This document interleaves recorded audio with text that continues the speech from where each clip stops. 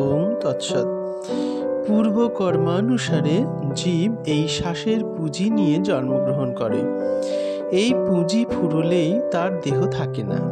যোগীরা প্রাণায়াম সাধন দ্বারা এই আয়ুষ্কাল বৃদ্ধি করতে পারেন। প্রাণায়াম দ্বারা শুধু যে আয়ু বৃদ্ধি হয় তাহা নহে, বিশুদ্ধ জ্ঞানও লাভ হয়। বহিঃশ্বাস না থাকলে যেমন আমাদের জাগতিক বোধ বিলুপ্ত হয়, তদ্রূপ শ্বাস যখন সুষুম্নাবাহী হয়, অন্তর্মুখী হয়, তখন দিব্য জ্ঞানের উদয় হয়। রাত্রি অপ্রকাশ বা অজ্ঞান, দিবাকালী প্রকাশ বা জ্ঞান রূপ।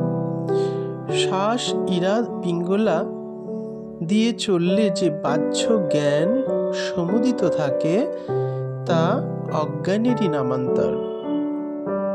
ক্রিয়া করলে শ্বাস যখন ইরা পিঙ্গলা অতিক্রম করে সুষুম্নায় চলে, তখনই বিজ্ঞানপদ লাভ হয়। তখন কোনো বস্তু বা কোনো লোক সম্বন্ধে অজানা কিছু থাকে না।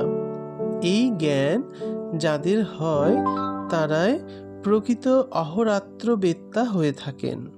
এই জ্ঞান ব্যতীত কারও মুক্তিলাভ হতে পারে না। যিনি প্রাণায়ামাদি অভ্যাস দ্বারা 21,600 বার অজপাকে কমিয়ে 2000 বারে আনতে পারেন, অর্থাৎ যাদের শ্বাস প্রশ্বাস স্বভাবতই প্রতি 44 সেকেন্ডে একবার মাত্র হয়, তাঁরই মহর্ষি বা প্রকৃত ব্রাহ্মণ পদবাচ্য হয়ে থাকেন। এরূপ ব্রাহ্মণ হতে না পারলে অহোরাত্র বেত্তা হওয়া যায় না।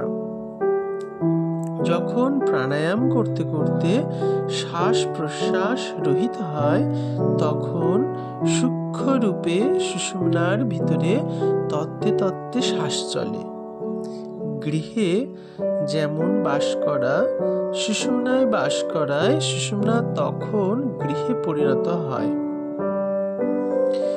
এই অবস্থায় এক আশ্চর্য দেখা যায় যে হৃদয়ের ধপধপানি আর থাকে না, প্রাণ ভিতরে এসে ভিতরেই যাচ্ছে।